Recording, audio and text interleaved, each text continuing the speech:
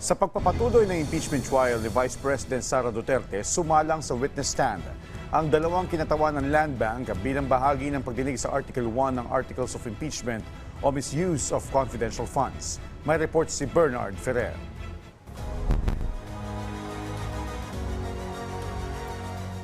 Unusual po ito.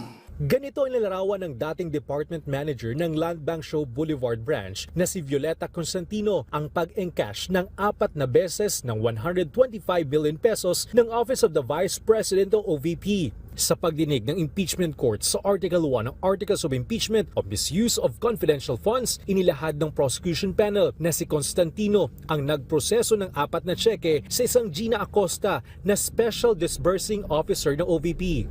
In-encash ito noong December 20, 2022, February 6, 2023, April 25, 2023 at July 14, 2023. Dahil sa malaking halaga ng pera ay sa isang backroom na inilalabas ng teller ang pera. Nirelease na po ni teller yung cash kay Miss Gina in packs po siya worth 1 million each po. Okay, so maalala po ba ninyo kung ilang packs po ang nirelease kay Miss Gina Acosta? Bali 125 packs po yun. 125 packs. Okay.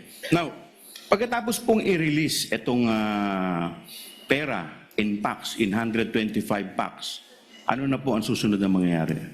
Bali nilalagay na po nila yon sa dala po nilang bags. Okay. Ngayon, meron po kayong binanggit na bag.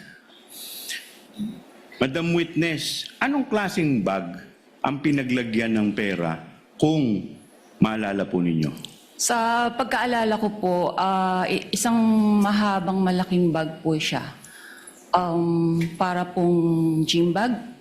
Ayon kay Constantino, 3 hanggang 4 na bag ang pinaglagyan ng 125 million pesos. Sa pagtatanong ni Senator Judge Erwin Tulfo, tinanong nito si Constantino kung hindi ba siya nagtaka o nagtanong kung saan gagamitin ang pera dahil hindi pangkaraniwan ang pag-encash ng ganitong kalaking halaga. Kasi po may advice naman ng po siya.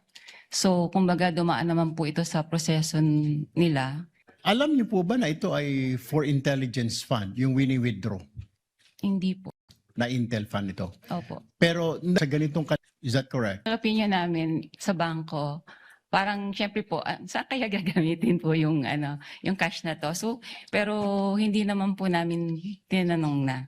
Bagamat may iba pang government agencies na ka-enroll sa Land Bank Show Boulevard ay hindi kasing laki tulad ng pag-encash ng OVP ang kanilang wini-withdraw dahil karamihan ay na-convert na sa online transaction. Sa average cash transaction sa kanilang branch, umaabot lamang ito sa 500,000 pesos. Tinanong din ni Senator Judge Rizon Tiveros na sa 32 taon ni Constantino sa Land Bank ay kung nakakita na ito ng malaking cash withdrawal tulad ng 125 million pesos na pina-encash ng OVP.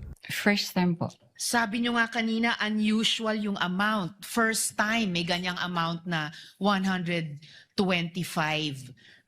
million pesos. Bakit nyo sinabing unusual? Ano yung floor nyo para sabihin unusual yung isang amount? Usually po kasi kaya naging unusual para sa akin kasi cash po siyang kinukuha. Sa other, naman po is, kumbaga nag-issue po sila ng mga cheque sa yung disbursement po nila. By checks po, hindi po cash. Okay. So hindi lang yung laki nung halaga na 125 million ang unusual. Unusual din na yung ganyang unusual amount ay sa cash kinuha at hindi sa mga cheque. Opo.